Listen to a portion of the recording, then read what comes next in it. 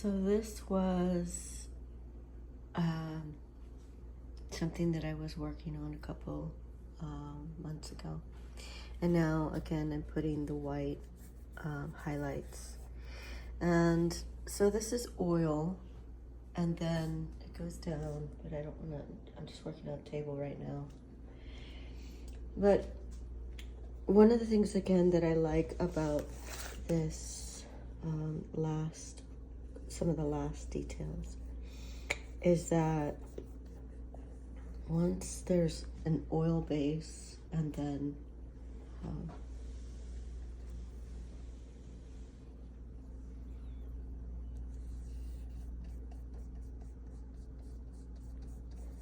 gel medium on top, it gives it like a very, it gives it a texture that I'm looking for. That's like a translucent texture, and then it's easy. The paint it's easy to glide on. You know, there's some textures that are like just raw canvas. I hate that. It's so hard, and it eats up so much paint that it's just not worth it, you know.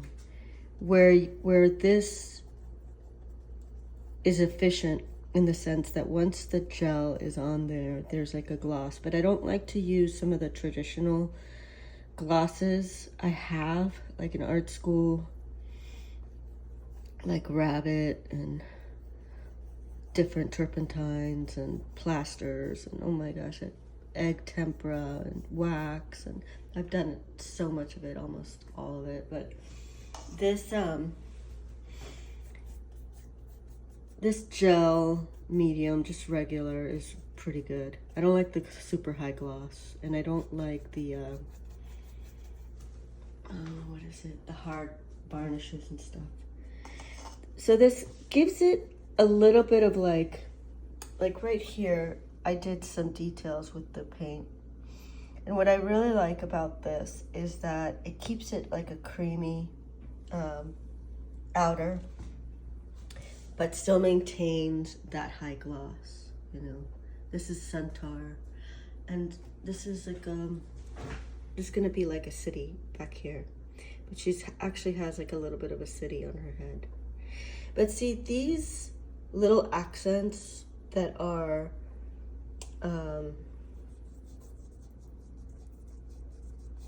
abstract, it's that the love of the line. One of my friends who's a master, also a really amazing sculptor, he was like, Martha, you just have to fall in love with the line again, because there's times when you just don't want to paint. And it's happened to me in different times, which is why when that happens, I usually just go to, I'm gonna put this down. When it happens, I usually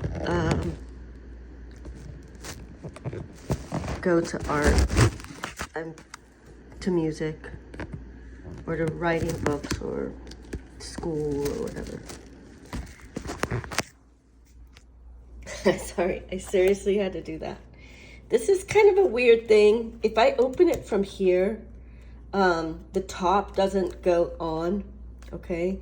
Sometimes when I've been using it. And so this will dry out, right? And then I can't shut it, and then it'll dry.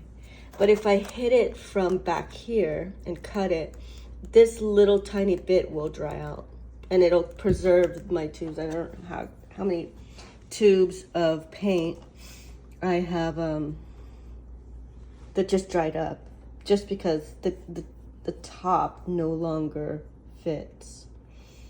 And yeah, I've gotten myself in trouble with that for sure. I mean, I've spent a lot of money on paint, and it just gets to the point where you don't want to waste anything, you know? You don't want to waste paint. There's so many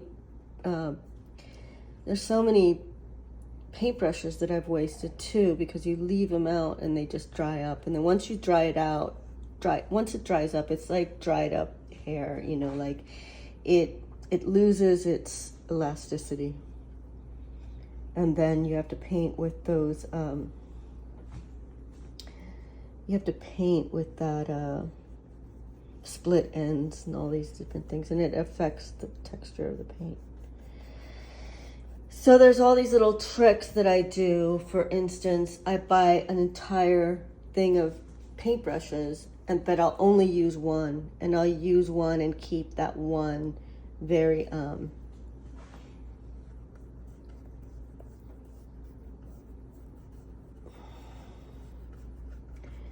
very supple. That means I'll keep it in water, and then once I use it and it's been used to the ground, then I'll get a new one.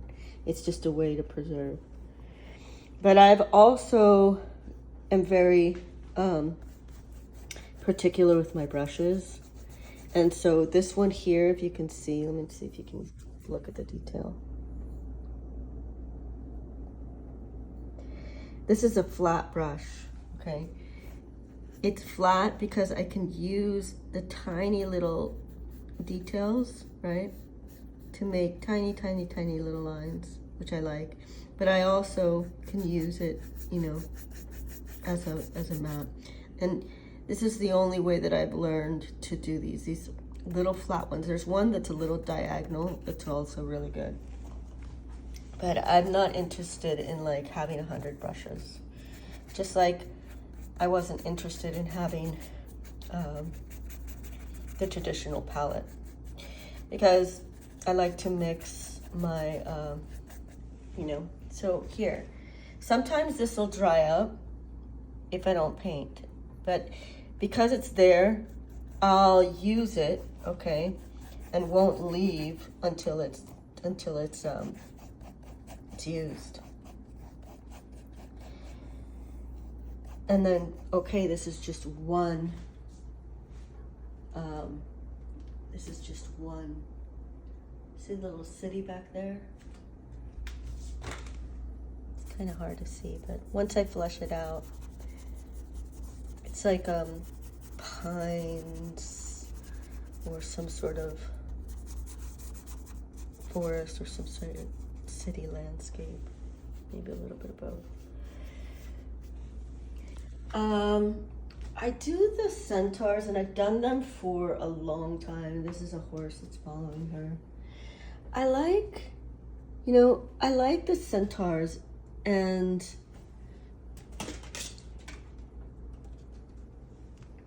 one of the reasons why I like centaurs is because in mythology, these centaurs are so wild. They can't be tamed. And so in some ways, the centaur became like one of my totems. But I don't know where that came from. I think it's just like, I love mythology. And I stopped painting. Like, my grandmother went through different phases in her life when she stopped painting. And I've done that too, man. When you go into depression or whatever, like, you just can't paint. It's hard. And so that's why I developed like the Da Vinci method, because I wanted to stave off depression. And so one of the things that I did was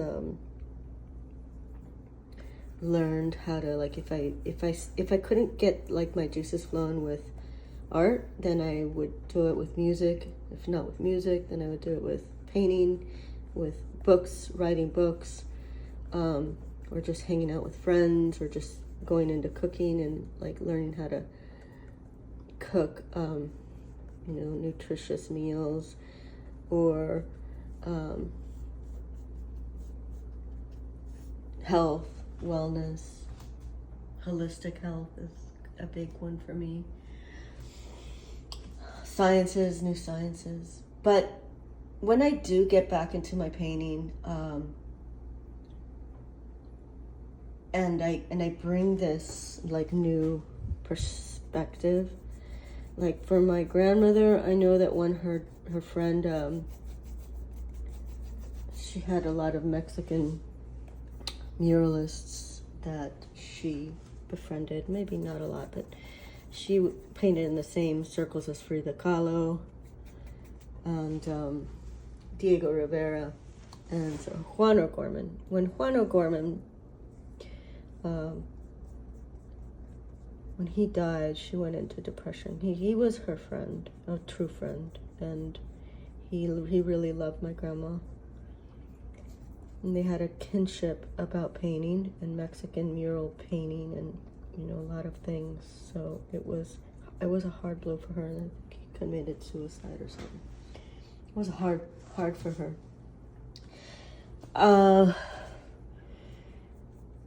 And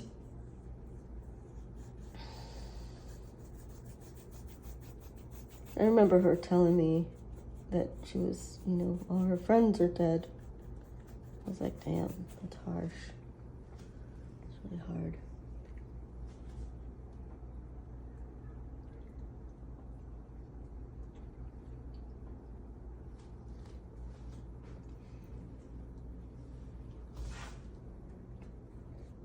I've never really gone into deep depressions as an artist. I just haven't. I keep all my vitamins and minerals like up to par. I have fresh air when I paint, and I read a lot, and I try to stay really healthy.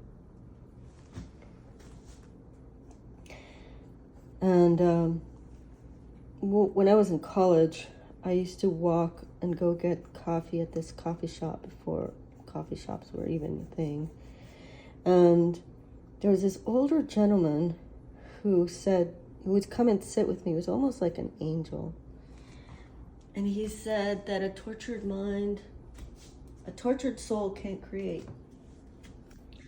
I was like, what?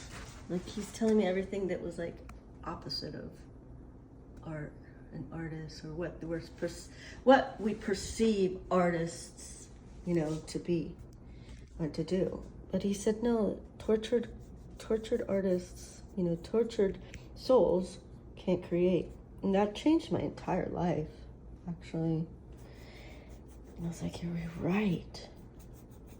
Peace of mind is what makes an artist. It's the opposite of what is taught or thought. And then another thing that he said to me was, when the windows of perception are cleansed, you see life as how it really is, and it's infinite. And I was like, whoa, you know, here I am like 17 years old in art school, and I'm like, damn, what does that mean? What does that mean, actually? You know, and it was pretty deep for me. And I always thought like a window with like, a window with like windshield wipers, and then the window that like the window was looking out into infinity.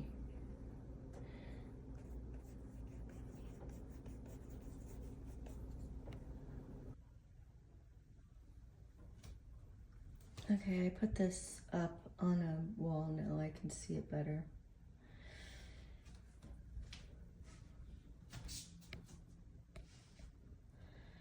I like the contrast, and I still have some more things to do. Like, you don't want to overdo it either. And then I'll have this brush here. It's like the drip brush. The drip brush is different. Because you don't want too much of the white, in the sense that it overpowers. I like the contrast, and I learned about contrast, and I really studied it, like, also. Why? Because contrast is one of the things that pulls pulls the viewer in. Without contrast to anything, there's just boredom. It has to have juxtaposing views. And you could say that that's what art is. You know, is just contrast. Same thing with music. If there's no contrast, it's just this pretty song, then what's it all about, right? And Tai Chi, I studied internal martial arts. And the same thing in internal martial arts. Without the yin, there's no yang. And without the yang, there's no yin. And the same, like my teacher, Tai Chi teacher said, so which one wins? The good guys or the bad guys? And I was like, and he goes, both, you know, at the same time. Damn. Both at the same time. You know, is it good or is it bad? Are people good or are people bad? Both at the same time, he said. It's true. This is an ancient wisdom, is you can't get caught up in extremes. You know, avoiding extreme ideology is really important. That's something I learned from my mentor. So back to the painting. I'm using this white to map out some of the things that I didn't put in my work before. So sometimes I'll do just abstract stuff, you know, like shapes. You know, like this is just like a big abstract shape. But then as I go looking at it and fleshing it out, then I can find it out. So I did the first version, but now I'm like, oh, this arm is too short, you know, and this face is too elongated. So I'll go back to my paint, and then I'll correct it, right? Now, I don't want it to be too long either, you know, but just correcting it, correcting and recorrecting, right? And this is what, like what I said in my prior blog, that when you're doing these, get the plot.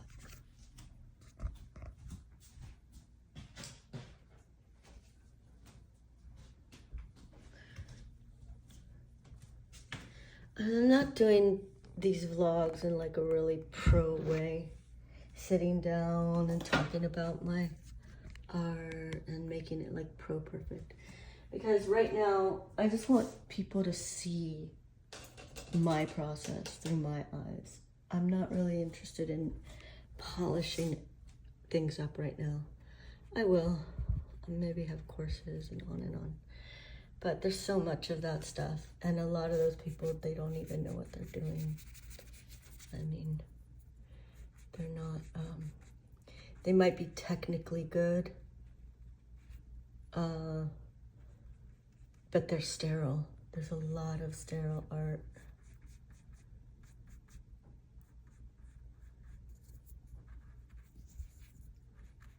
So this shape of the face, I am just shortening.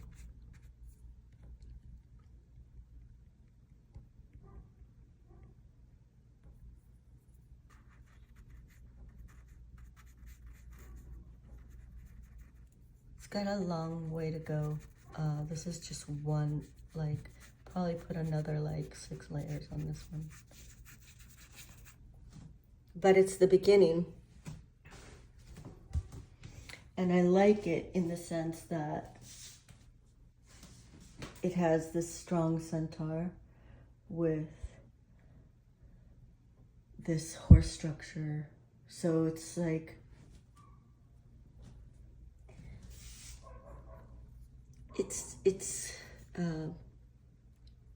it's like inducing a state. And that's one of the reasons why I play around with these mythological things too, because it not only it's not only creating a type of movement, you know, like with the form and the line, because the line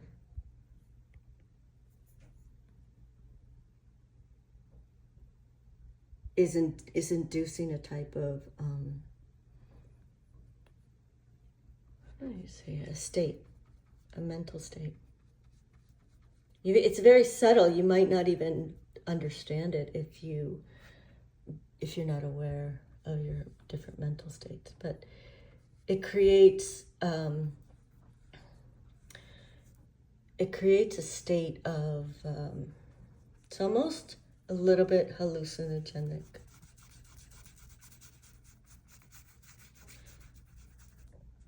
Well, art does that in general.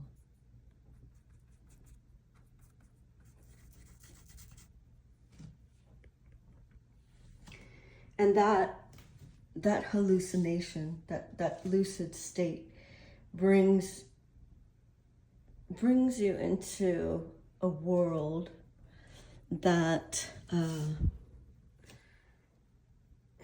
may not be fleshed out, may not understand it, but it returns in dreams.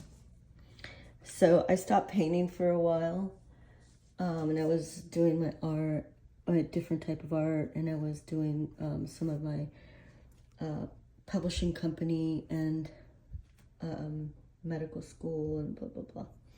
And so one of the things, I had this dream that this beautiful, powerful, oh my gosh, this centaur came and was looking for me. She was this female centaur that was like looking for me because she needed me to create her, because she was real in a dream world, and she was losing her spirit and losing her form. And oh my God, the way that she was looking for me was like a hunter. Like it was like I was like hiding from her because she was so powerful. And I looked at her buttocks area, like where the horse, and it was like a female buttocks with this tail, and she was just like, it was like she was like albino centaur, and she was just looking for me everywhere. She was like frantic. It's like, oh my God, there's my centaur. Like in my dream, I was like, I created her, because I've done this centaur so many times. And I never got into, I just never got into all of what the meanings. I just did it because it was like what I wanted to do, just what I wanted to paint. I wanted to emote that wild, feminine, untamable feminine aspect, that gets tamed by society, by norms, social norms, by pressure, really, and especially conformity. Oh my gosh, don't even get me started on that one. I studied nonconformity in college. I know what nonconformist art is. Like I said before in some past blogs, I am not a nonconformist. Chris Burden, sacrificing himself on a BMW, that's shock art. That's nonconformist art. What I'm doing is classically trained.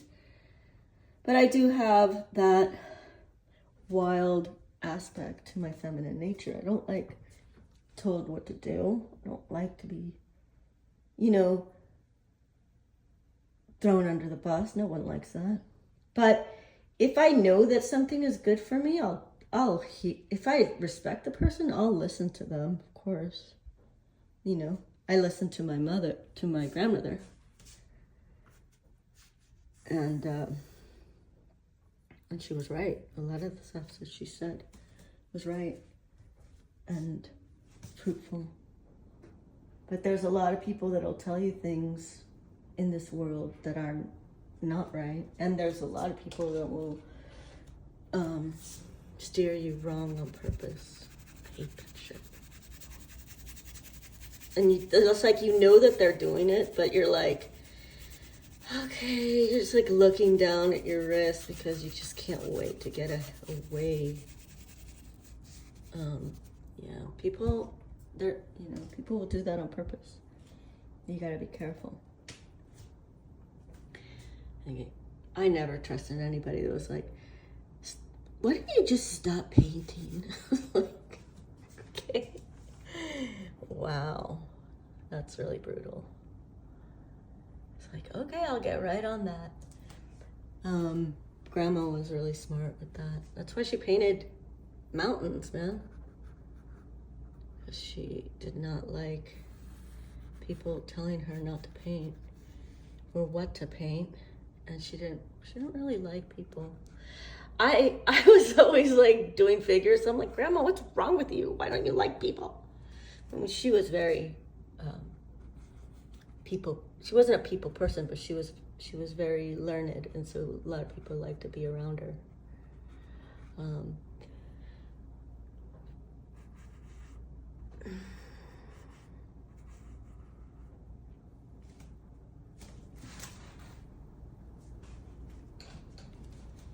So, yeah, just be careful. People, be careful. As artists, be around people that support you. That's the most important thing. My grandmother really did support me. And she saw that, she helped me develop that genius. And then once you have that, I mean, you really don't, nothing else really will do. Not school, nothing. Because once you tap into genius, it's like, you know where it's coming from. You know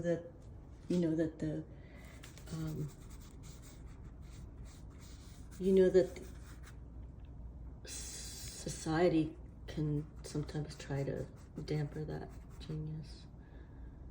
This is why that centaur in my dream was like searching for me. And I'm like, oh my gosh, I was hiding from her. So what?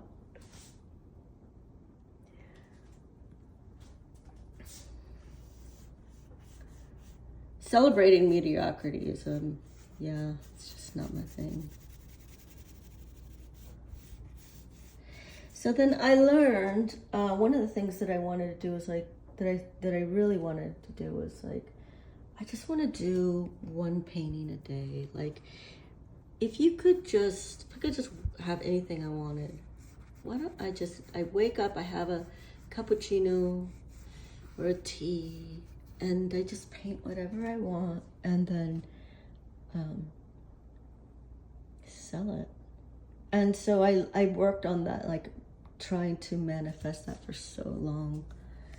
And then that's when it happened.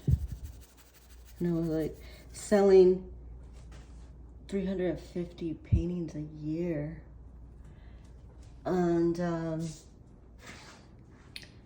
then I was like, well, now I'm going to do all the books. So then I got all the books, and then I'm like, well, now I'm going to go to medical school. And then you're like, oh, but then now I'm not painting anymore,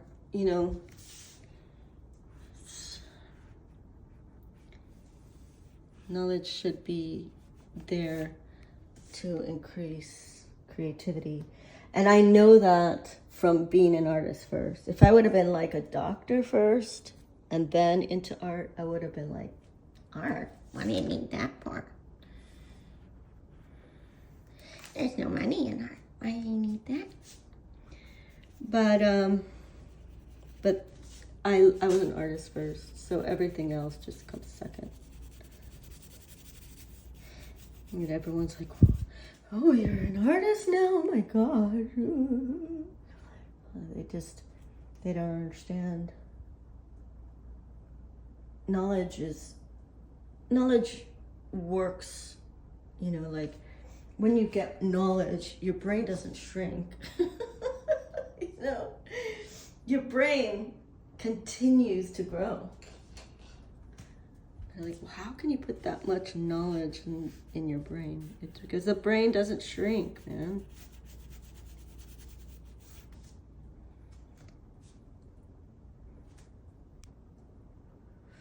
And we're using like such little brain power in society that's why we're tired.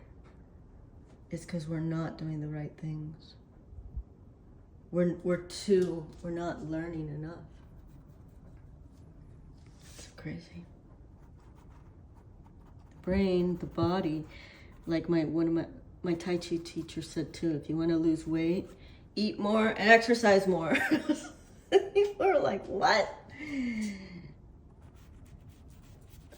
The body is meant, it's like sitting and not doing anything all day also can make you really, really, really tired. And you're like, why am I so tired? I didn't do anything today.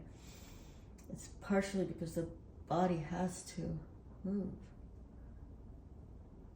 And the brain has to move. The energy has to flow. So the same thing with doing paintings. If I stop painting, that muscle I have to relearn it a little bit. And then it's like, oh, okay. I got to a point where I was doing this one painting a day, like I said before, and it was like as easy as breathing. This looks like a bird.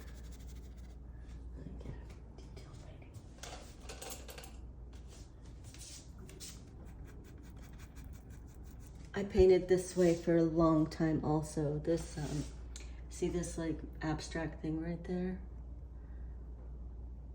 Like here's her, she's got this, I'm gonna do some like flowers around her. And then this is gonna turn into like some strange looking bird.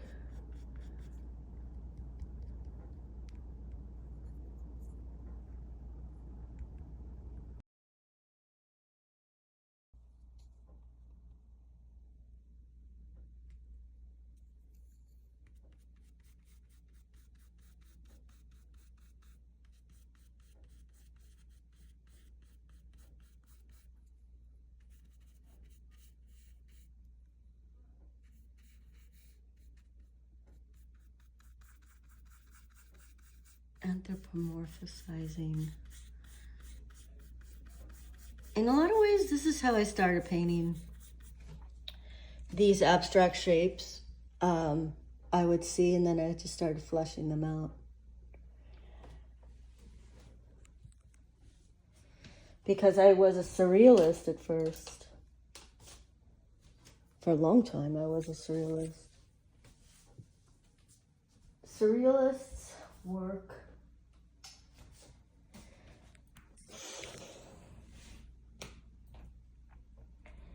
I really loved it, and I still love it. But there's something that trapped me in there. Like I said, I don't like the trick. I don't like the trap. If it cuts me off from my own creative energy, I don't know if I should go that way. You know?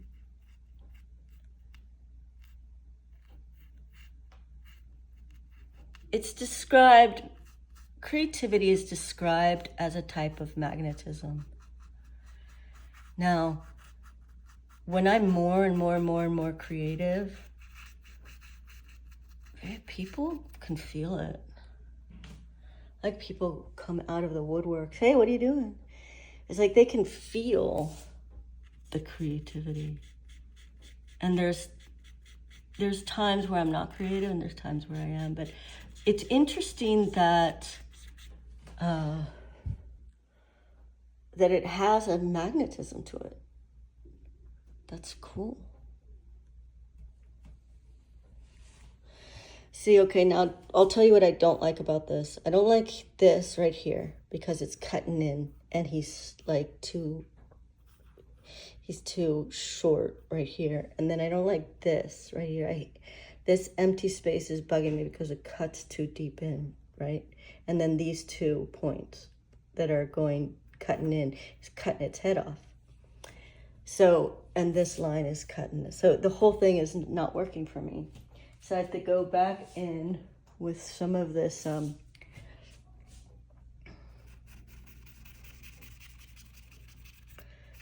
black.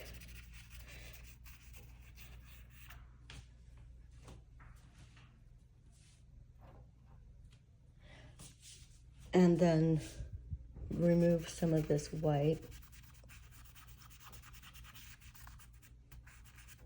And remove some of this white. And that starts to have some sort of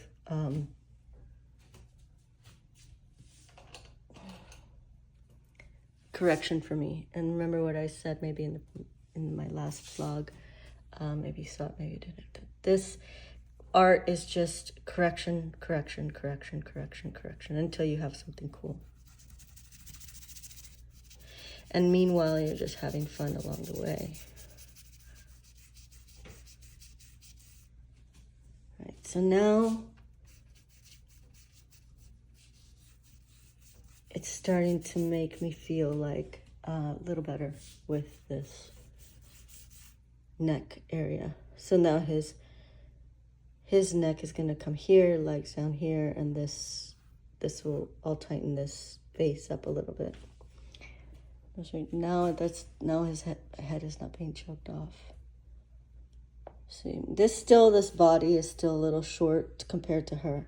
So I'll open it up and I'll keep making this area bigger. But I thought this was really interesting. This body figure, everything. I do this a lot. It's a type of motif for me, but then I also do a lot of other things when I'm doing. But I like this fold, and like I said, this centaur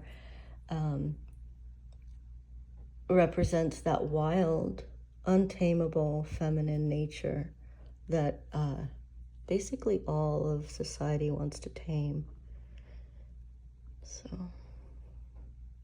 that's it. I think that's vlog of the day.